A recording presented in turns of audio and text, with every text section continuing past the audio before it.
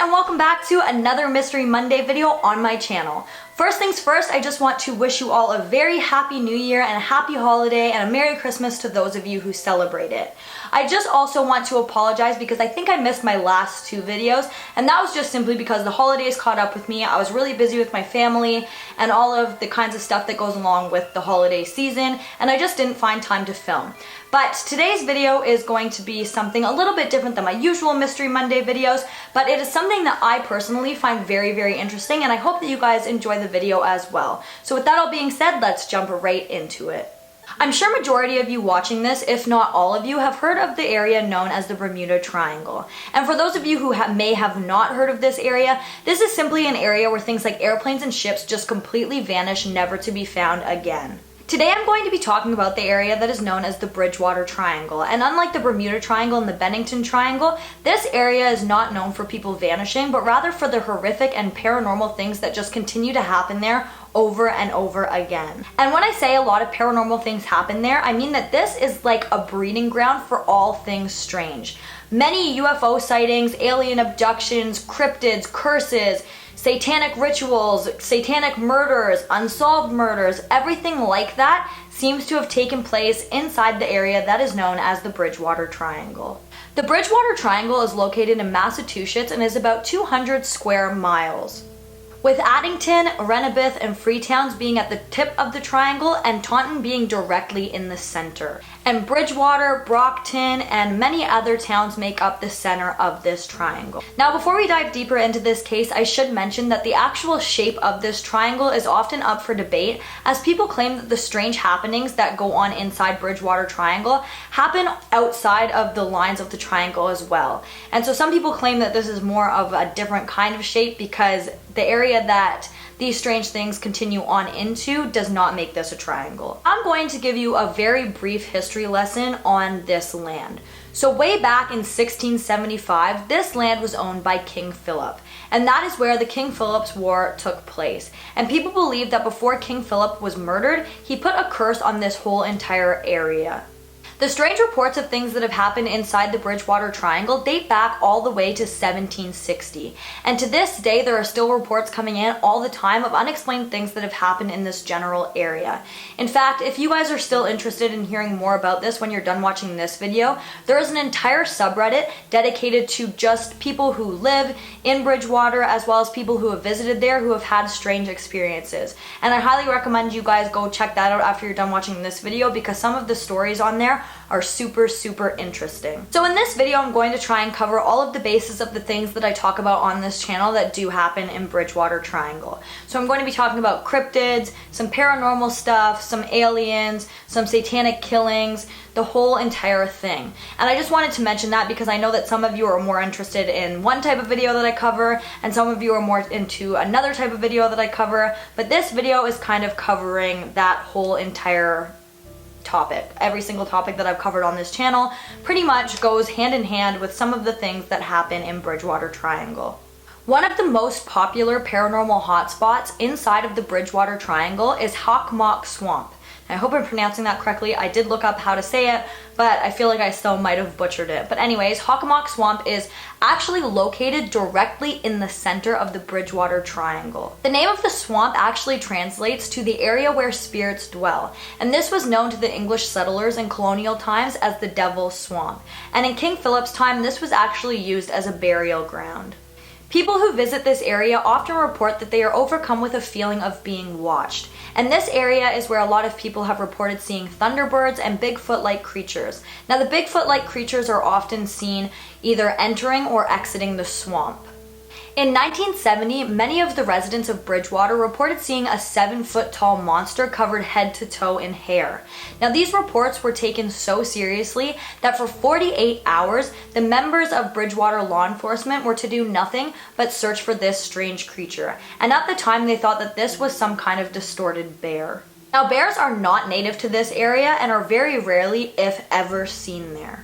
Now, the occurrence that I'm about to talk about, I'm not really sure about the time frame of when this happened, but I do believe that it was very close to the time when the members of law enforcement were sent out to hunt for this 7-foot-tall hairy monster. Two Bridgewater police officers were sitting in their parole vehicle when they felt something physically lift up the back of the car.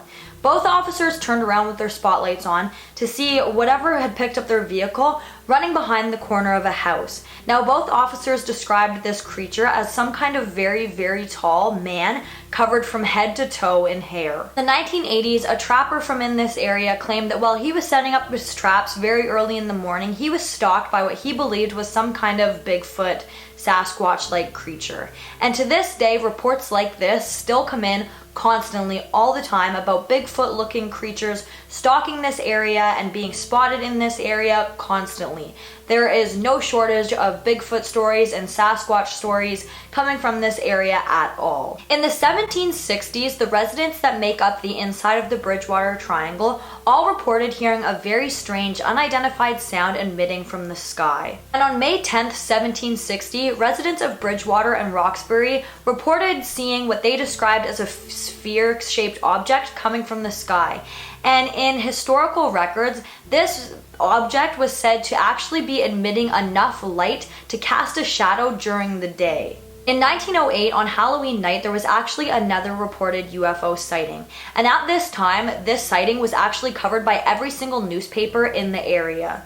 I'm not sure if it was a couple or just two friends or how these two people knew each other, but two people were driving their carriage from one side of Bridgewater to the other when they saw what they reported to be what looked like some kind of very, very bright lantern lighting up a balloon bag.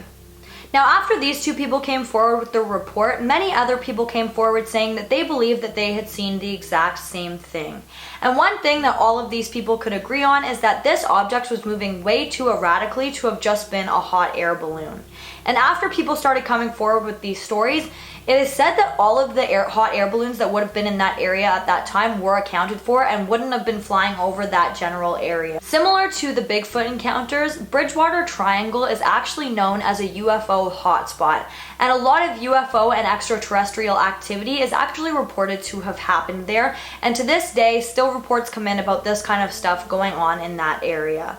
In the early morning hours one day in the summer of 1971, Officer Downey, who was a well-known and respected member of law enforcement, was driving home to his house in Bird Hill, Bridgewater, Massachusetts, when he encountered what he described as a huge prehistoric-looking bird with a wingspan that was way larger than the size of his police car. While he witnessed this bird, it apparently had dropped to the pavement, and he could see now that the bird stood at about 6 feet tall with a wingspan of about 10 to 12 feet. He watched the bird for a few moments before the bird allegedly took off, flying toward Hockomock Swamp. The man was so shaken up by this encounter that he drove home and actually waited a few hours before reporting this to the Easton police. The police, of course, came out and searched the area, but evidently nothing of this bird was found. But Thomas Downey was said to be a very serious man, and for him to have made up something like this was very out of character, so a lot of people in the town really believe his story about this encounter and really took his word for what he had seen that day on his drive home.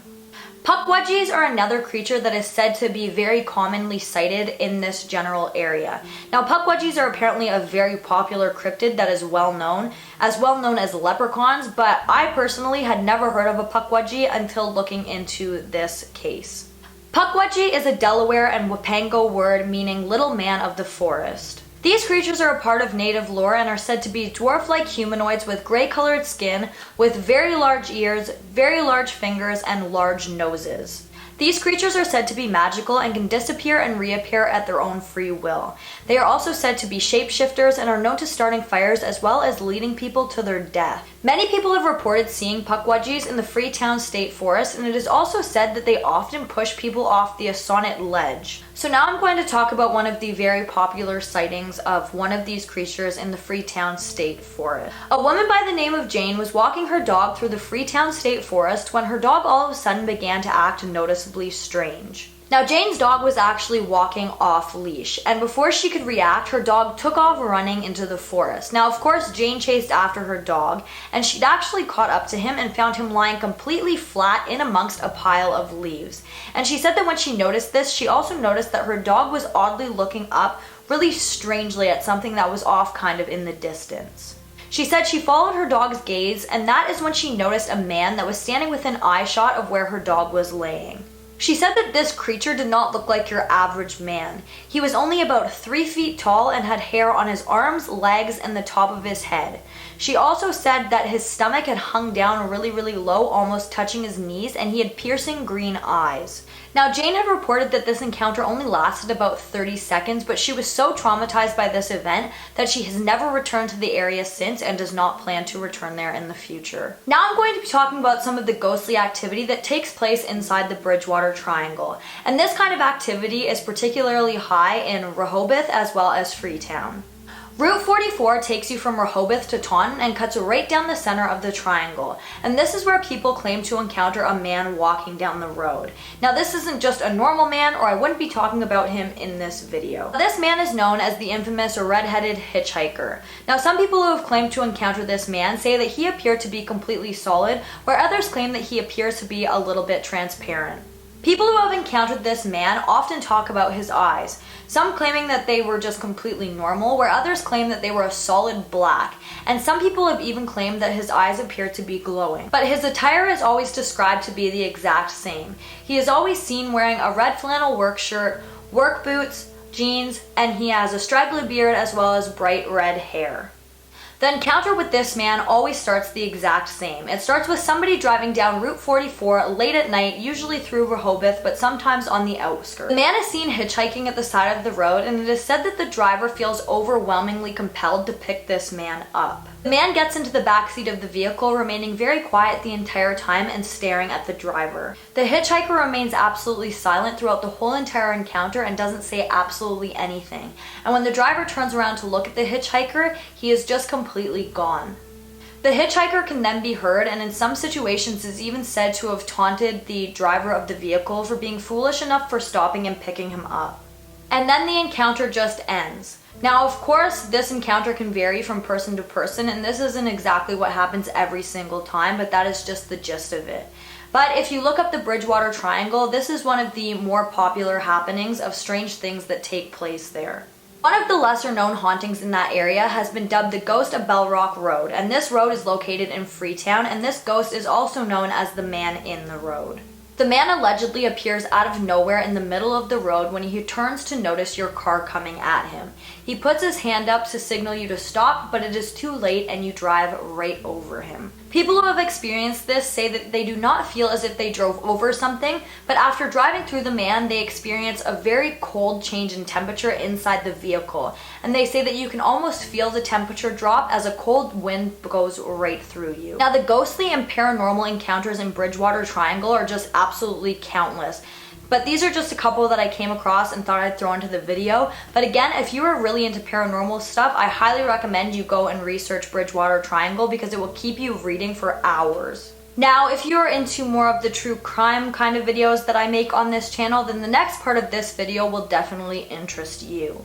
Now, I'm sure some of you have heard of this before, but there is actually a strain of unsolved murders that had actually taken place inside the Bridgewater Triangle. And these murders were, of course, all believed to be committed by the same serial killer who has never been caught.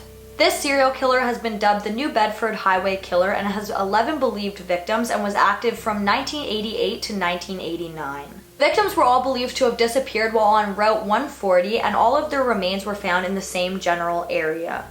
The first victim's body was discovered in July of 1988, and the last known victim was found in April of 1989 off Interstate 195. All of the victims were female sex workers who were known to use hard drugs, and at least 6 of the 11 victims actually knew each other, and sadly, majority of these women were actually mothers. Now, at the time of these murders, there was actually a ton of suspects and a lot of people who would have had motive to want these women dead, but unfortunately, nobody has ever been convicted in any of these murders. And on the outside of the triangle, but still considered to be an area where strange and horrible things happen, is actually the home where Lizzie Borden murdered her stepmother and father in 1892. Now, I'm not going to dive too deep into this case because I'm sure all of you have heard about it at some point or another, but I just thought that I would mention it because it is within the range of where the strange stuff is believed to happen within the Bridgewater Triangle.